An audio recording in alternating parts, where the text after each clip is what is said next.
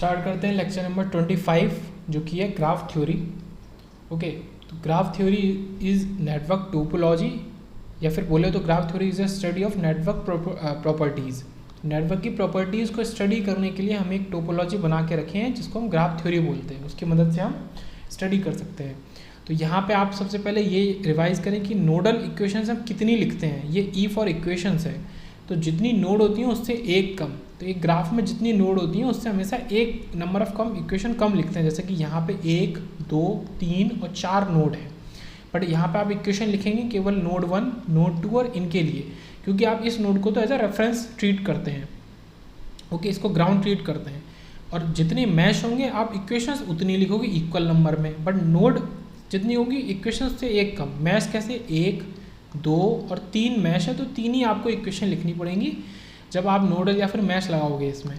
तो ये एक छोटा सा रिवीजन वाली बात हो गई। तो ये तो हमने इसका देखा।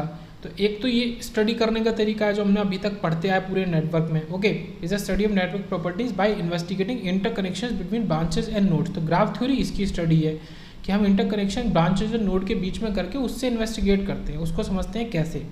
जैसे कि इसी सर्किट के लिए, सर्किट डायग्राम के लिए मैंने ग्राफ थ्योरी का ग्राफ बनाया है।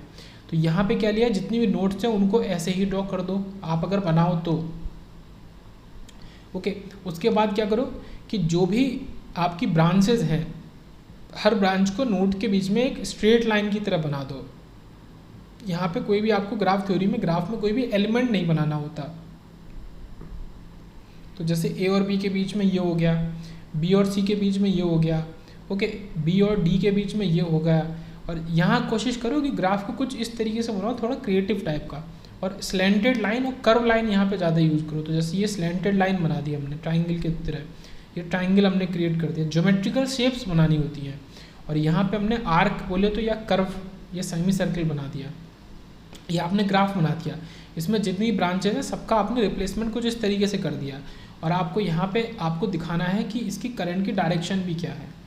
ओके, तो अगर आप करंट की डायरेक्शन को भी शो कर रहे हो, जैसे कि ये है, ये नंबर क्या है, ब्रांच नंबर 1 ब्रांच, इसमें जो करंट है वो नंबर 1, ऐसे ही ये नंबर 6। तो करंट की डायरेक्शंस को भी अगर आप शो करते हो अगर, तो उस ग्राफ को हम ओरिएंटेड या डायरेक्टेड ग्राफ बोलते हैं। ओके, तो एक्चुअल में ओरिएंटेड या डायरेक्टेड ग्राफ यही होता है जब आप क्या करते हो, करंट की डायरेक्शंस को भी शो करते हो। ठीक है, करंट डायरेक्शन गिवन, तो आपका ये ओरिएंटेड या डायरेक्टेड ग्राफ होगा। ये काफ़ी बेसिक बात देखिए। उसके बाद it mainly concentrates on the geometry of the network. Network की ज्योमेट्री पे कॉन्सेंट्रेट करता है, ना कि एलिमेंट्स पे। ओके, तो ये चीज़ हो गई। In network topology any network is replace by a graph. तो नेटवर्क टोपोलॉजी के अंदर कोई भी नेटवर्क को आप ग्राफ से रिप्लेस कर सकते हो। ऐसा कोई नेटवर्क नहीं है जिसको आप ग्राफ से रिप्लेस ना कर सको। To develop the graph each element is replaced by a straight line. हर एलिमेंट को या तो स्ट्रेट लाइन या आर्क या सेमी सर्कल से रिप्लेस कर दिया जाता है। जैसे कि आपने ऊपर देखा, वोल्टेज सोर्स को हमेशा रिप्लेस करते हैं शॉर्ट सर्किट से, और करंट सोर्स को हमेशा ओपन सर्किट से। देखो ये काफ़ी इंपॉर्टेंट पॉइंट निकल के आता है, बहुत ही ज़्यादा इंपॉर्टेंट, कि जितने वोल्टेज सोर्स हैं उनको तो शॉर्ट सर्किट। तो आप यहाँ पे देख सकते हो जैसे कि ये वोल्टेज सोर्स था तो ये यहाँ पे ऐसा शॉर्ट सर्किट रिप्लेस हो गया। इसका मतलब कि आपको ग्राफ बनाते वक्त वोल्टेज सोर्स को तो कंसिडर करना ही नहीं है, मतलब उसको तो देखो ही मत, उसको ना उस पर दिमाग लगा ना उसको देखो। बट करंट सोर्स अगर मान लो होता प्रेजेंट, इसमें मान लो कि मैं यहाँ पे करंट सोर्स लगा दूँ इस जगह, तो इसका भी ग्राफ यही बनेगा जो पहले वाले सर्किट डायग्राम का बना था। ऐसा क्यों है, करंट सोर्सेज को हमेशा ओपन सर्किट से रिप्लेस करते हैं। जैसे कि ये ओपन सर्किट हो गया। अब ओपन सर्किट को बनाओ या ना बनाओ एक ही बात है। तो जब आप ग्राफ बनाओगे तो वहाँ पे आपको क्या याद रखना है, वोल्टेज सोर्स को तो शॉर्ट सर्किट कर देना है और करंट सोर्सेज को बिल्कुल नेग्लेक्ट ही कर देना है, उसको ओपन सर्किट कर देना है। ओके, फिर आती है बात कि graph retains all the nodes of the original network. तो आपने यहाँ पे भी देखा जब मैंने इसको बनाया कि जितने भी यहाँ पे नोड्स थे ABCD, ओके 4, तो सारे ही नोड्स को ग्राफ ने यहाँ पे रिटेन कर लिया। ओके, तो ये इंपॉर्टेंट पॉइंट है कि सब आपको ग्राफ बनाने का सबसे नंबर 1 स्टेप ही यही है। सबसे पहले आपको नोड्स बनाने हैं। ओके, यहाँ पे फिर बात करते हैं number of branches of the network हमेशा या तो इक्वल रहेगा या ज़्यादा रहेगा number of branches of the graph. देखो इसका लॉजिक आप समझ सकते हो बहुत आसानी से। अगर मैं इक्वल बोलूँ तो वो तो आपने जस्ट इसके ऊपर वाले एग्जाम्पल में भी देखा कि जितनी ब्रांचेज आपकी सर्किट डायग्राम में थी उतनी ही ब्रांचेज आपकी ग्राफ में थी। बट क्योंकि हमने ऐसा बोला है कि हम जहाँ भी करंट सोर्स मौजूद होगा उसको ओपन सर्किट कर देंगे।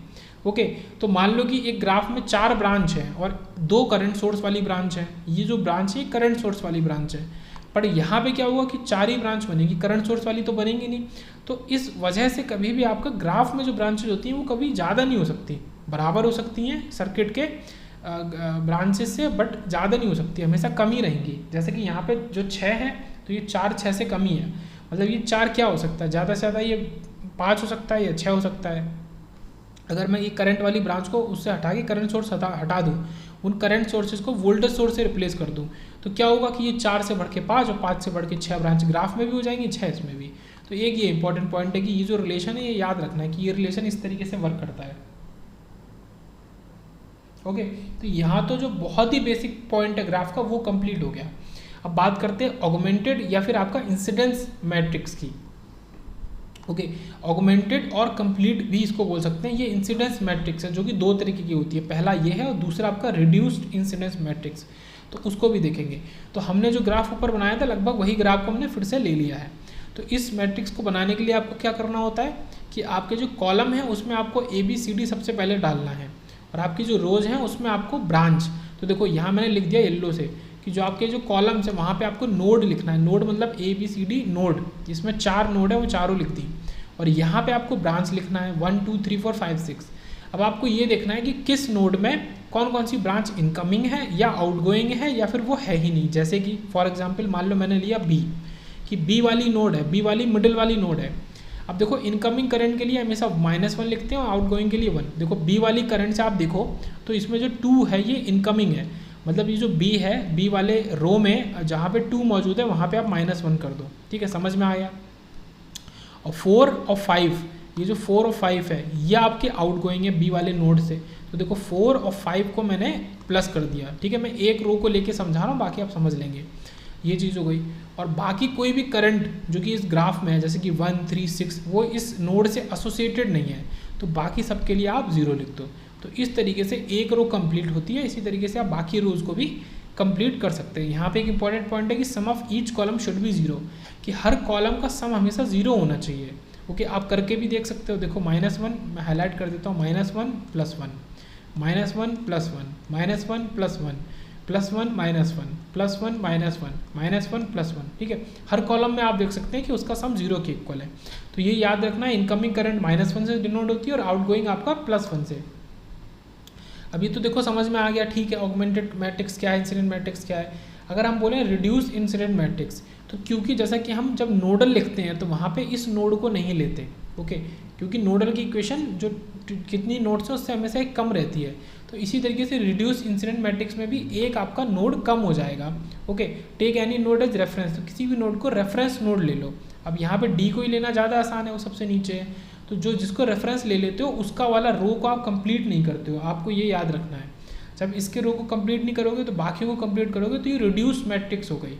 तो इसीलिए इसको रिड्यूस इंसिडेंस मैट्रिक्स बोलते हैं। और जो आपका रेफरेंस नोड होता है उसी को हम डेटम नोड भी बोलते हैं, DATUM। ये भी काफ़ी इंपॉर्टेंट पॉइंट है, थ्योरी में पूछा जा सकता है कि जो आपका एक रेफरेंस नोड है उसी को डेटम नोड भी बोलते हैं। अब कुछ पॉइंट्स और देखते हैं थ्योरी के। The entire info regarding the graph can be represented mathematically in concise form is called the augmented incident matrix. तो जो पूरी की पूरी इन्फॉर्मेशन होती है ग्राफ की, उसका मैथमेटिकली रिप्रेजेंट कर सकते हो और कॉन्साइज फॉर्म में, बहुत ही छोटे में। तो उसी फॉर्म को हम क्या कहते हैं, ऑगमेंटेड इंसिडेंट मैट्रिक्स। और उसी का एक सब केस है आपका रिड्यूस इंसिडेंस मैट्रिक्स। तो ये आपका पहला पॉइंट हो गया। उसके बाद बात करते हैं कि in this matrix sum of each column is equal to 0, ये हम देख ही चुके हैं। फिर बात करते हैं कि डेल्टा, ठीक है, determinant of augmented incident matrix of a close loop is 0। तो किसी भी क्लोज लूप का अगर आप डेल्टा निकालो ऑगमेंटेड इंसिडेंस मैट्रिक्स का, तो वो हमेशा आपको 0 ही देगा। मतलब एक तरीके से वही कॉलम वाली बात हो गई। फिर बात करते हैं network topology is applied only for planar networks. ये आपको समझने वाली बात है कि जो नेटवर्क टोपोलॉजी है वो आपका केवल और केवल प्लेनार नेटवर्क पे ही अप्लाई होती है। प्लेनार नेटवर्क जिसको आप पेपर पे ड्रॉ कर सकते हैं, can be drawn on paper. Okay, तो प्लेनार नेटवर्क मतलब प्लेन में ड्रॉ हो सकते हैं, वो सिंगल प्लेन में ड्रॉ होंगे, उसमें 2D नहीं, मतलब 2 डायमेंशन में ड्रॉ होगा, उसमें 3 डायमेंशन नहीं होनी चाहिए। तो वो सारे नेटवर्क का आप ग्राफ बना सकते हैं नेटवर्क टोपोलॉजी से। अब यहाँ पे ये बेसिक पार्ट खत्म होता है ग्राफ का। अब एक नया चैप्टर, मतलब एक नया टॉपिक शुरू करते हैं जिसमें ट्री आपका आ जाएगा। ओके, तो ट्री शब्द आपने जब ग्राफ थ्योरी पढ़ी होगी तो ज़रूर सुना होगा। ट्री को मैं समझा देता हूँ। ट्री क्या है, असल में एक तरीके का सब केस ही है, और ये जो ग्राफ ले रहे हैं ना, ये ग्राफ वही ग्राफ है जो हमने ऊपर बनाया था, ये बिल्कुल वही सेम है। ये डी है, ए बी सी, तो इसी ग्राफ को लेते हुए समझ रहे हैं। तो ये जो मैंने ब्लू से हाईलाइट किया है ये वाली लाइंस, तो देखो जो आपकी हार्ड और मतलब हार्ड लाइंस होती हैं, ठीक है, जो पूरी तरीके से कनेक्टेड होती है। देखो दो तरीके की लाइंस हैं, ये तो आपका डॉटेड लाइंस है इस तरीके से, ब्रेक लाइन, एक आपका कंप्लीट लाइन। तो जितनी भी ये कंप्लीट वाली लाइन होती हैं वो फॉर्म करती हैं ट्री को। ओके, ये हो गया।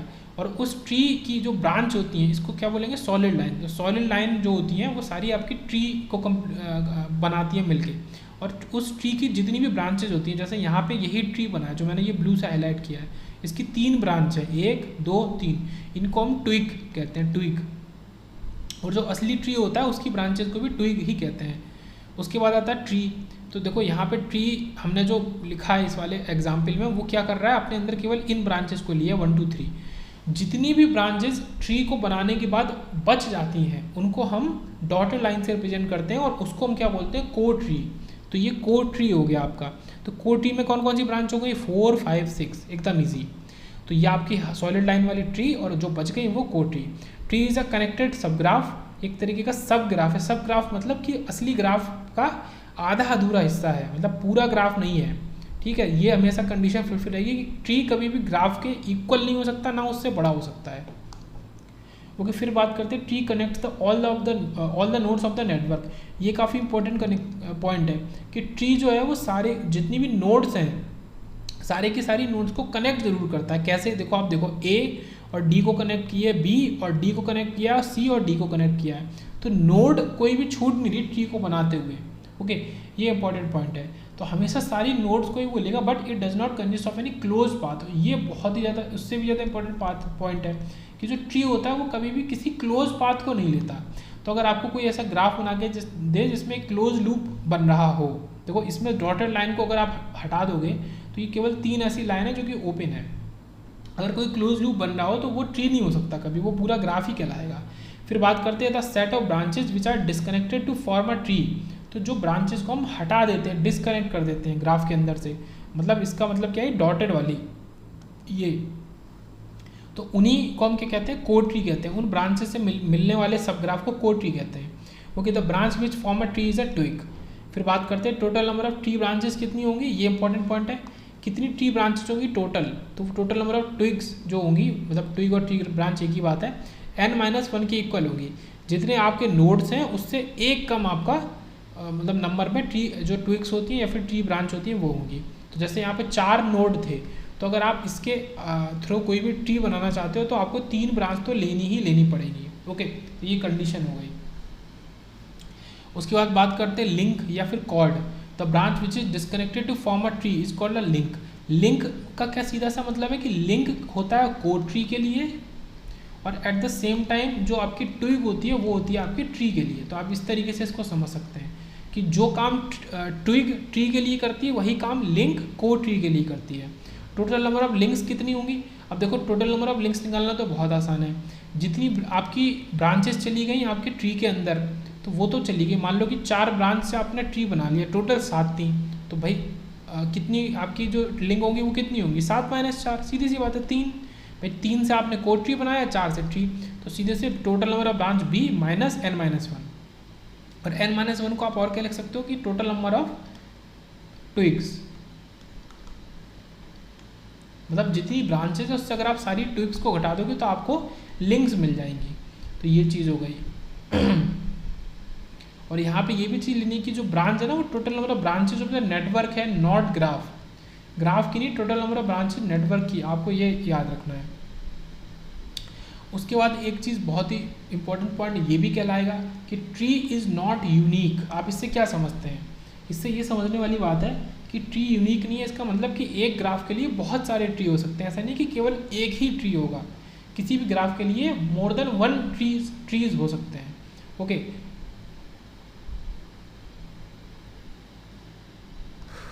तो ट्री की टोटल नंबर ऑफ पॉसिबिलिटीज़ की अगर बात करें तो वो आपका n की पावर n-2 के इक्वल होगा। फॉर एग्जांपल n अगर आपका 4 है okay, total number of nodes, तो आपको 4 4 की पावर 4 माइनस 2 मतलब 16 ट्रीज आप बना सकते हो अगर आपको 4 नोड्स गिवन है, जैसा कि ABCD, इस तरीके के ग्राफ से आप 16 ट्रीज बना सकते हो। तो ट्री यूनिक नहीं है।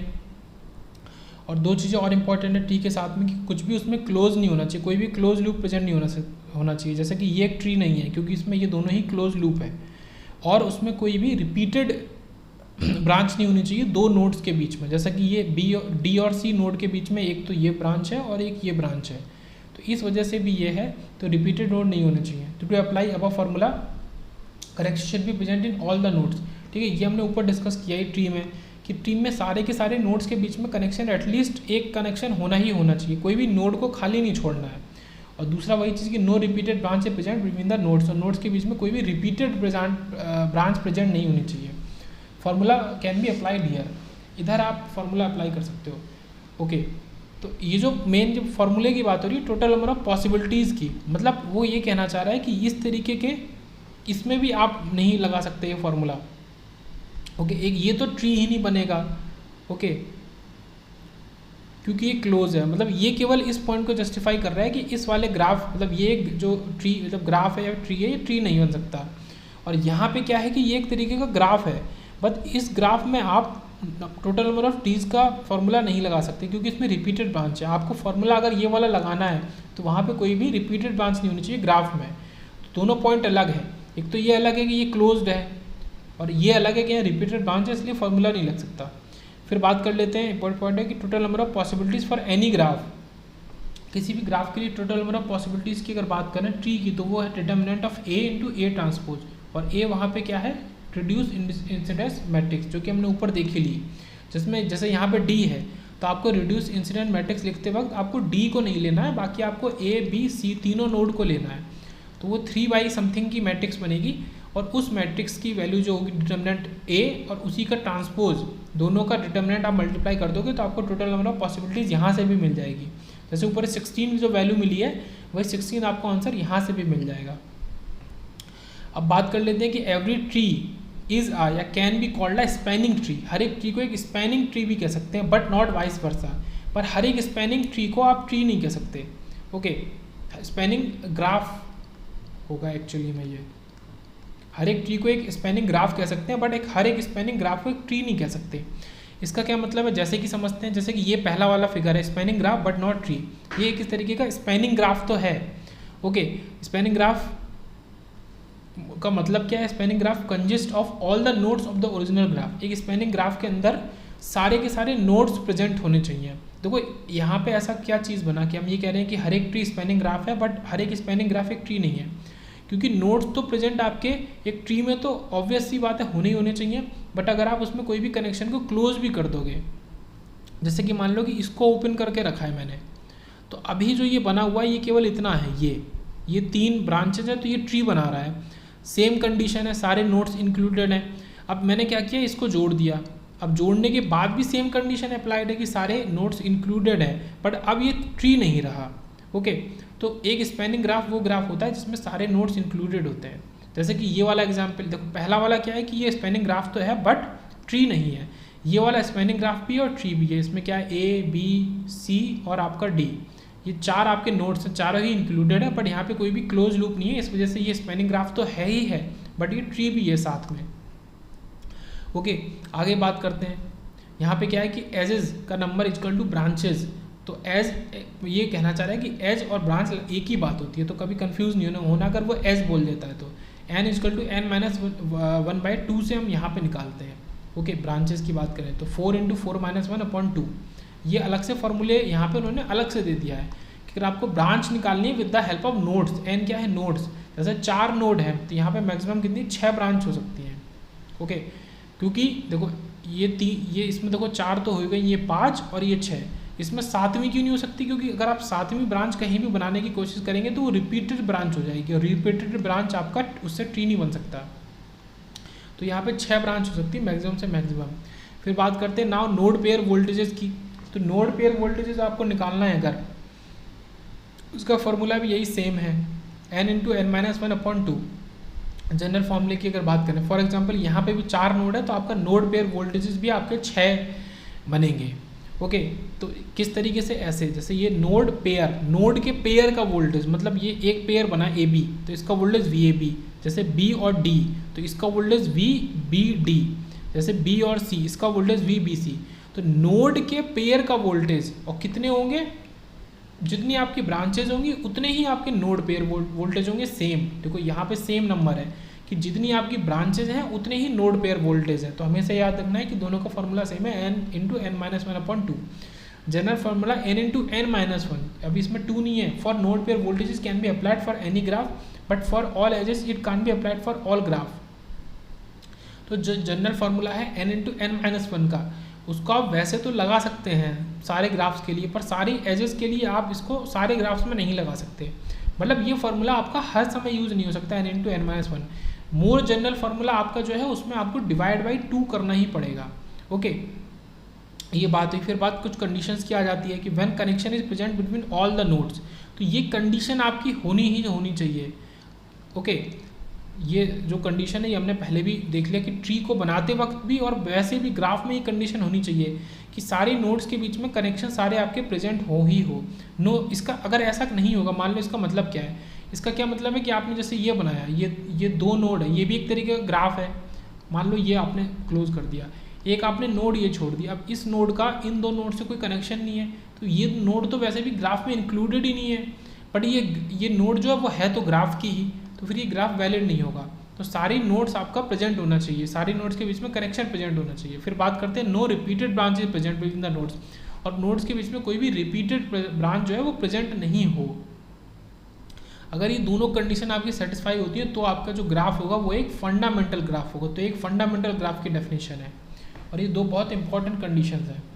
आगे बात कर लेते हैं शॉर्ट में कुछ, यहाँ पे डिग्री ऑफ द नोड की बात कर लेते हैं। ये भी काफ़ी छोटा सी टॉपिक है, इंपॉर्टेंट है कि एक नोड जो होती है उसकी डिग्री क्या होती है। जैसे ये नोड है ABCD, 4 नोड हैं, डिग्री का क्या मतलब है, the number of branches associated is called as degree of the node. तो किसी भी नोड से कितनी ब्रांच एसोसिएट कर रही है वो इसकी डिग्री है। जैसे कि A से देखो तो 2, ठीक है, D से देखो तो आपको 3 मिल जाएंगी, 3 ब्रांच। तो इसी तरीके से A की डिग्री 2 और D की डिग्री 3। उसके बाद B को देखो, B में भी आपको 1 2 3 मिल गई, और C की फिर 2। तो A और C की जो डिग्री है वो 2 है, बाकी B और D की डिग्री जो है 3 है। तो किसी भी नोड से कितनी ब्रांचेज एसोसिएटेड है वो उसकी डिग्री होती है। ओके जैसे डिग्री ऑफ द नोड यहाँ पे अगर देखो तो देखो यहाँ पे A की भी 3 आपकी हो गई, B की भी 3 हो गई, C का भी देखा जाए तो 3 हो गया ब्रांच, और D का भी देखा जाए तो 3। यहाँ पे क्या है कि हर किसी नोड से इक्वल अमाउंट ऑफ ब्रांचेस बाहर निकल रही हैं। तो इस तरीके के ग्राफ को हम क्या कहते हैं, रेगुलर ग्राफ। तो हमने क्या पढ़ा, फंडामेंटल ग्राफ पढ़ा, फिर हमने रेगुलर ग्राफ पढ़ा और डिग्री पढ़ी। फिर बात करते हैं, यहाँ पे देखो काफ़ी सारी अलग अलग तरीके के ग्राफ का हमने समरी यहाँ पे लिखी है। एक ओरिएंटेड ग्राफ होता है, वो मैंने सबसे शुरू में ही बताया था कि उसको डायरेक्टेड ग्राफ भी कहते हैं। वहाँ पे सारी की सारी करंट की डायरेक्शंस आपकी ऑलरेडी गिवन होती है। फिर स्पैनिंग ग्राफ होता है जिसमें सारी की सारी नोड्स इंक्लूडेड हों, वो एक स्पैनिंग ग्राफ होता है। ओके उसमें क्या होता है, कुछ ब्रांचेज आपकी इस तरीके से भी हो सकती हैं, जैसे डॉटेड है, पर यहाँ पे तीनों ही नोड इंक्लूडेड हैं, तो ये एक तरीके से स्पैनिंग ग्राफ भी हो गया। उसके बाद क्या हो गया कि फंडामेंटल ग्राफ हमने ऊपर ही देखा, जस्ट अभी ऊपर देखा, ये वाला फंडामेंटल ग्राफ जहाँ पे ये दोनों बेसिक कंडीशन आपकी फुलफिल हो रही हो। पहली कंडीशन क्या है कि सारी नोड्स के बीच में कनेक्शन मौजूद है, ऐसा नहीं कि कोई भी नोड खाली है, और कोई भी नोड्स के बीच में कोई भी ब्रांच रिपीटेड ब्रांच नहीं है। तो ये दोनों कंडीशन फुलफिल होंगी तो वो फंडामेंटल ग्राफ होगा। ओके रेगुलर ग्राफ क्या होता है, अभी हमने ऊपर देखा कि सारी नोड्स की डिग्री इक्वल होती है। जैसे 4 नोड है तो चारों नोड से इक्वल अमाउंट ऑफ ब्रांच बाहर निकले। और फिर आखिरी 5th केस आता है कनेक्टेड ग्राफ। कनेक्टेड ग्राफ क्या है कि वही चीज़ कि हर नोड के बीच में आपका कनेक्शन प्रेजेंट है, मतलब ये कंडीशन आपका फंडामेंटल ग्राफ होने के लिए भी ज़रूरी है। और जैसे ये आइसोलेटेड नोड दे दी, ये भी एक तरीके का ग्राफ तो कहलाएगा ही कि A और D के बीच में ब्रांच है, B और D के बीच में नहीं है। ओके ये पूरा मिलके एक ग्राफ बनाएगा, बट इस ग्राफ को आइसोलेटेड नोड वाले ग्राफ को हम नॉन कनेक्टेड ग्राफ बोलेंगे। तो oriented graph, spanning graph, fundamental graph, regular graph और कनेक्टेड ग्राफ। ओके ये सारे केसेस हमने यहाँ पे देखे। तो बेसिक्स ऑफ ग्राफ यहाँ पे एकदम पूरी तरीके से कंप्लीट हो जाता है। अब इसका एक स्पेसिफिक टॉपिक है tie set matrix and cut set matrix, graph से सॉल्यूशन निकालने के लिए, तो वो देखेंगे। ओके बस टाई सेट मैट्रिक्स इस वाले लेक्चर के लास्ट तक है, और फिर आपका फाइनल लेक्चर 26 है, उसमें कट सेट मैट्रिक्स आएगा और कुछ बेसिक चीज़ें आएंगी, और फिर आपका दी एंड। तो पहले टाई सेट मैट्रिक्स देख लेते हैं और इस ग्राफ को एंड करते हैं। तो टाई सेट मैट्रिक्स का क्या है, टाई सेट मैट्रिक्स को बनाते कैसे, क्वेश्चन ये कि develop tie set matrix of the graph below. तो ये ग्राफ हमें दिया गया है, इस ग्राफ में आप देखेंगे तो आपका 1 2 3 4 और 5 नोड्स प्रेजेंट है इस ग्राफ में। ओके, अगर आप मान लो कि इसकी वो निकालना चाहो नंबर ऑफ ट्रीज, तो 5 की पावर 2 मतलब 5 - 2 मतलब 5 की पावर 3 मतलब 125 ग्राफ बनाए जा सकते हैं इस 125 ट्रीज बनाए जा सकते हैं इस ग्राफ से। तो ये तो नंबर ऑफ वो आ गया।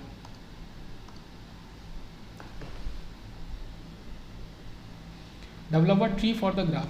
तो सबसे पहले टाई सेट मैट्रिक्स बनाने के लिए आपको पहली चीज़ क्या करनी है, जस्ट पहली चीज़ कि अपने ग्राफ का एक ट्री बना लेना है। अब ट्री तो 125 तरीके से बन सकते हैं, आपको कोई भी एक बना लेना है जो आपको ज़्यादा अच्छा सिमेट्रिकल लगे। तो हमने कुछ इस तरीके का बनाया यहाँ पे कि हमने बीच की ये चारों लाइनें ले ली। ओके, ये वाली लाइन भी ले ली और ये वाली लाइन भी ले ली, बाकी सबको डॉटेड कर दिया। तो यहाँ पे कोई भी क्लोज लूप भी नहीं बना, सारी नोड्स भी कवर हो गई यहाँ पे। ओके, सारी कंडीशन फुलफिल हो गई ट्री बनाने की। और यहाँ पे क्या है कि 1 2 3 4 जो करंट है वो तो आपकी को ट्री के अंदर चली गई, मतलब ये जो 1 2 3 4 है ये आपकी क्या बन गई, लिंक बन गई, लिंक्स। और एट द सेम टाइम जो आपका ये अंदर वाला है 5 6 7 8 जो करंट की ब्रांचेज हैं जिसमें ये 5 6 7 8 करंट फ्लो कर रही हैं, तो ये क्या बन गई, ये आपकी ट्विक्स बन गई, ट्री की ब्रांचेज। यहाँ पे स्टेप 2 वो क्या कह रहा है, identify total number of basic loops. देखो अब यहाँ पे ये बहुत इंपॉर्टेंट है समझना कि बेसिक लूप्स या फिर इंडिपेंडेंट लूप्स या फिर फंडामेंटल लूप्स या फिर एफ लूप्स ये क्या होता है और इसको कैसे पहचानते हैं। तो अब ये करने के बाद हमें स्टेप 2 क्या करना है कि कितने बेसिक लूप्स हैं या फिर इंडिपेंडेंट लूप्स हैं या फंडामेंटल लूप्स हैं या एफ लूप्स हैं, कितने हैं, तो वो हमें यहाँ पे चेक करने हैं। तो यहाँ पे उसकी डेफिनेशन बताई जा रही है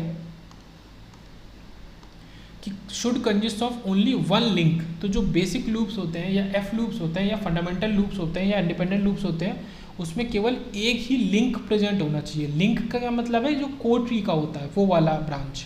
okay, so total number of link is equal to total number of basic loop. तो हर एक बेसिक लूप में एक लिंक होगा। इसका क्या मतलब है कि जितने लिंक्स होंगे उतने ही बेसिक लूप होंगे। इसका सीधा सा मतलब यह है कि ऊपर जो मैंने बनाया था 1 2 3 4 मतलब यहाँ पे 4 लिंक है, मतलब 4 आपके एफ लूप्स हैं। तो इस वाले आपके जो ये ट्री बनाया है इसके अंदर एफ लूप्स कितने हैं, 4। तो ये स्टेप 2 हो गया। स्टेप 2 एक्चुअली क्या कह रहा है कि आपको नंबर ऑफ लिंक्स निकालने हैं। वैसे कैसे निकाल सकते हैं, अगर आपको नोड पता है तो ब्रांचेस टोटल -n-1 इस तरीके से भी निकाल सकते हैं। कैसे, देखो यहाँ पे 1 2 3 4 8 ब्रांचेज हैं, तो 8 माइनस नोड कितने हैं 5, तो 5 - 1 तो कितना आ गया 8 - 3, तो ये आपको 5 दे देगा।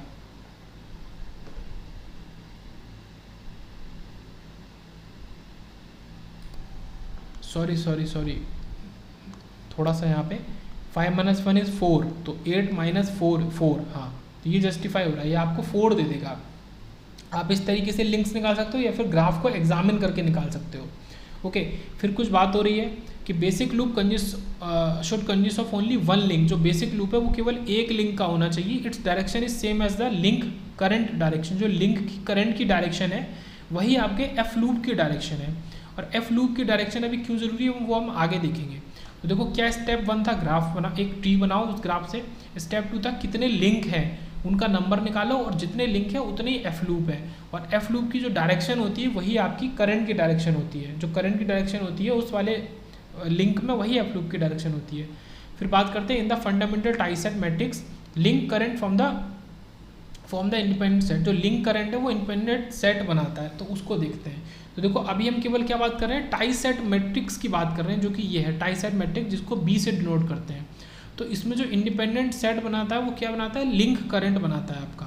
तो लिंक कितनी है 4, मतलब इसके कॉलम में आपको क्या लेना है, लिंक करंट लेनी है 4 करंट्स। और लिंक कौन कौन सी थी मैंने पहले ही बता दिया, 1 2 3 4 1 2 3 4। और आपका ट्विक्स क्या है 5 6 7 8। तो 5 6 7 8 को तो नहीं लेना है यहाँ पे।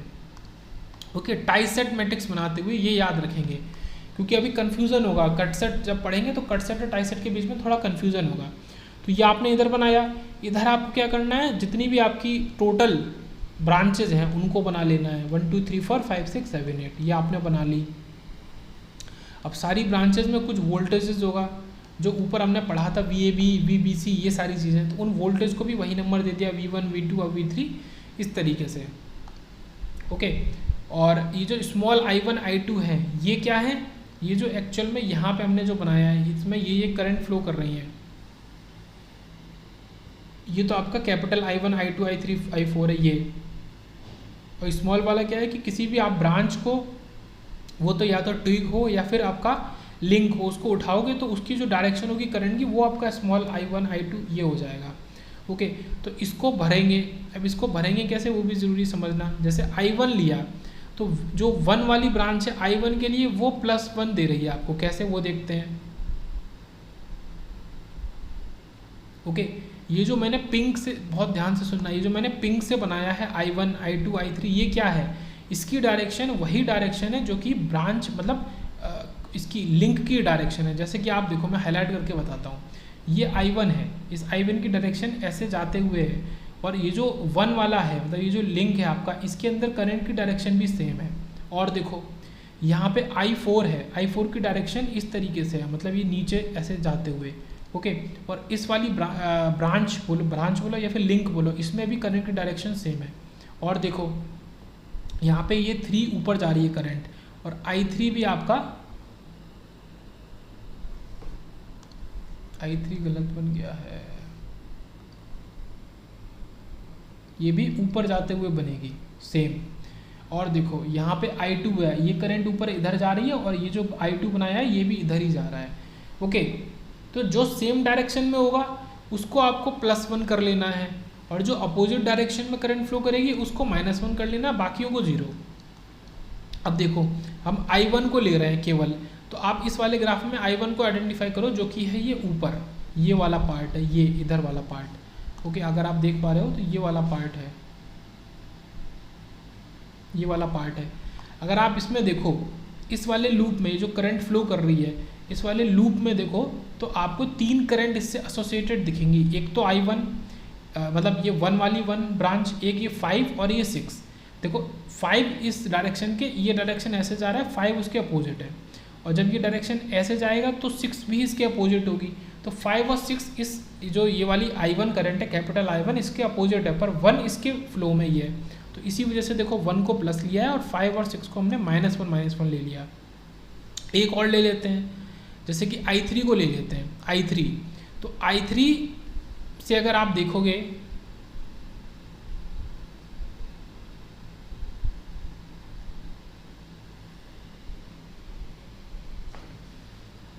तो I3 से देखोगे तो ये आपको पहली बात +1 मिलेगा, क्योंकि वो हमेशा उसी की डायरेक्शन में होता है, तो ये करेक्ट कर लेंगे। और बाकी 7 और 8 को देखते हैं। जो I3 वाली करंट है ये वाली, आप इससे देखो क्या क्या एसोसिएटेड है। एक तो ये 8, एक ये 7 और एक ये 3 इसी की डायरेक्शन में है। बाकी देखेंगे 8 इसकी अपोजिट डायरेक्शन में आते हुए दिख रही है, और ये आपकी 7 इसी की डायरेक्शन में आते हुए दिख रही है। आप इसको ऐसे ले जाओगे तो ये इसी की डायरेक्शन में आते हुए दिखेगी, तो 7 इसी की डायरेक्शन में हो गई और 8 इसके अपोजिट हो गई। तो इसको भी करेक्ट कर लेंगे। यहाँ पे भी ये आपका 7 में +1 होगा और 8 में -1 होगा। जैसे कि हम यहाँ देखें तो आपका 8 इसके अपोजिट डायरेक्शन में है, जो ये लूप की करंट है F लूप की, और 7 उसी की डायरेक्शन में है। तो इस तरीके से आप ये टाइसर मैट्रिक्स को कंप्लीट कर सकते हैं। आप इसको कंप्लीट कर लेंगे तो आप एक बात को नोटिस करेंगे कि ये जो मैट्रिक्स है वो 2 पार्ट में है। आधा तो आपका किसके लिए, जो लिंक्स है आपकी 1 2 3 4, और ये जो 5 6 7 8 है ये आपकी ट्री ब्रांचेज या ट्विग्स हैं। आधी मैट्रिक्स उसके लिए है। तो 4 × 8 की मैट्रिक्स ये बनी टोटल। ओके, ये मैट्रिक्स को हमने क्या लिया, B। अब यहाँ पे हम क्या लेंगे, VB और साथ में लेंगे। VB का क्या मतलब है, वेयर VB = आपका V1 V2 से लेके V8 तक। तो जो टोटल 8 वोल्टेजेस, मतलब 8 ब्रांच में जो 8 वोल्टेजेस की वैल्यू है, V1 V2 V3 V4 V5 V6 V7 V8, तो वो सारी की सारी लेंगे। तो ये मैट्रिक्स 8 × 1 की है। इस तरीके से जब आप इनको मल्टीप्लाई कर देंगे तो 4 × 8 × 8 × 1 आपको क्या देगा, 4 × 1। आपको एक 4 × 1 की मैट्रिक्स मिलेगी। और जब आप बी और वी बी को मल्टीप्लाई करते हैं तो वो हमेशा 0 के इक्वल होता है। तो ये रिलेशन काफ़ी इंपॉर्टेंट है, B into V B is equal to 0।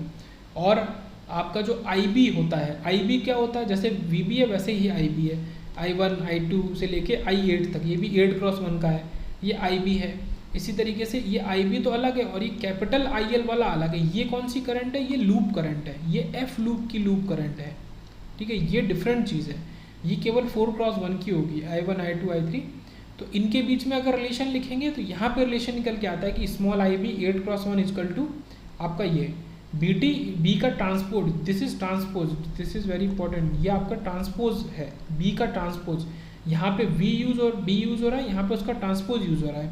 तो B transpose into I L, capital I L. जब आप इसको देखोगे 8x4 4x1, ये रिजल्टेंट आपको 8x1 ही देगा, जो कि आपका आई बी होता है। ये चीज़ हो गई। और बाकी बात कर ही रहे हैं कि entire B matrix is separated into 2 parts. तो पूरी की पूरी बी मैट्रिक्स को हम 2 पार्ट में सेपरेट कर सकते हैं, जैसे कि मैंने ऊपर बताया ही। तो बी इजकल टू, एक तो आपका यू जो कि लिंक्स वाला पार्ट है, और दूसरा बी, उसको बी भी लिख देते हैं, जो कि ट्री ब्रांच वाला पार्ट है। ओके, तो हर एक टाइसेट मैट्रिक्स को आप 2 पार्ट में करके लिख सकते हो। एक टाइसेट मैट्रिक्स को हम किससे डिनोट करते हैं, कैपिटल बी से डिनोट करते हैं। ओके, जब उसका मल्टीप्लिकेशन करते हैं वी बी से तो वो वैल्यू दे देता है 0, और जब उसके ट्रांसपोज का मल्टीप्लिकेशन करते हैं आई एल से तो वो वैल्यू देता है स्मॉल आई बी। ओके, तो ये यहाँ पे पूरा होता है। बाकी कुछ साइड में देख लेते हैं, जैसे कि यहाँ पे अगर आप KVL लगाओ, हर एक रो में KVL लगाओ, जैसे कि हर एक रो में आप देख पाओगे तो 3 एलिमेंट हैं, ये इसमें 3 है, इसमें 3 है, इसमें 3 है, इसमें भी 3 है। तो आपका कुछ इस तरीके का V1 minus V5 minus V6, जो माइनस वाले उसको माइनस ले लो, V2 minus V6 minus V7। Okay, यहाँ पे माइनस V8, ये दोनों plus, V7 V3 is equal to 0, या फिर V4 plus V5 minus V8 is equal to 0। इस तरीके से आप लिख सकते हो, ठीक है। तो ये क्या है, फोकस ऑन ईच रो, हर एक रो पे आप फोकस करोगे तो आप ये इक्वेशंस लिख सकते हो KVL से फॉर वोल्टेजेस। और कॉलम में आपकी करंट वैल्यूज हैं, ऑन कंपेयरिंग करंट वैल्यू, जब आप करंट वैल्यूज को कंपेयर करोगे कॉलम वाइज तो आपको क्या देगा, जैसे कि ये है, जैसे ये I1 है, पहला कॉलम I1 का है और वो V1 का भी था। तो I1 का है तो I1 किस किस के सम के इक्वल है, केवल इस कैपिटल I1 के इक्वल है। ओके, या इसको उल्टा करके लिख सकते हैं कि ये जो I1 है इसको निकालेंगे in terms of small current, जैसे ये 1 2 3, तो ये भी हमेशा 3 का सम होगा। Capital I1 equal to I1 minus I5 minus I6, जैसे कि I3 equal to minus I3 minus I7 plus I8। But यहाँ पे टाइसेट मैट्रिक्स में इसको यूज़ नहीं करना है, ठीक है, यूज़ नॉट दीज, ठीक है, इन टाइसेट मैट्रिक्स। इसको कट सेट मैट्रिक्स में यूज़ करना है, इस करंट वाले कॉन्सेप्ट को। आपको यहाँ पे इनको यूज़ करना है कि I1 तो आपको सीधे से कैपिटल I1 के इक्वल है, I2 capital I3 minus capital I3, और कहीं कहीं इनका सम हो जाएगा I4 ये, और यहाँ पे आपको सम मिलेगा। अगर आप देखो तो इस वाली मैट्रिक्स में, मतलब ये जो पूरी मैट्रिक्स है, इसके अगर 2 हिस्से कर दो, एक तो हिस्सा इधर वाला है लिंक्स वाला, एक है 2x वाला। 2x वाले हिस्से में आपको हर एक रो में 2 वैल्यू मिल रही है करंट की। ओके, हर एक रो में ऐसा है। तो आपको ये जो इक्वेशन मिलेगी ये इस तरीके से मिलेगी, I5 इजकल टू 2 चीज़ों का सम, I6 इजकल टू 2 चीज़ों का सम। सम मतलब कि उनकी खुद की वैल्यू नेगेटिव है बट हम सम कर रहे हैं। I7 इजकल टू 2 चीज़ों का सम, I8 इजकल टू 2 चीज़ों का सम, पूरी 8 इक्वेशन मिलेगी। तो ये इक्वेशंस मैंने क्यों बताई, इक्वेशंस इसलिए ज़रूरी हैं जो हमने ये लिखी हैं कंडीशन, जैसे small I b equal to I1 I2 से लेके, और ये 8x1 है। तो इसमें वैल्यूज़ क्या रखी जाएंगी, इसमें ये वैल्यूज़ रखी जाएंगी जो इधर से आ रही हैं, I5 I6 ये वाली वैल्यूज़। तो ये इस तरीके से हो गया। अच्छा, ये टॉपिक ऐसा है कि रिपीटेड पढ़ने वाला टॉपिक है। आप टाइसेट मैट्रिक्स कट सेट मैट्रिक्स को जितना बार पढ़ेंगे, जितना रिवाइज करेंगे, उतने ही अच्छे से वो आपको समझ में आएगा। और लेक्चर 26 में देखेंगे कट सेट मैट्रिक्स।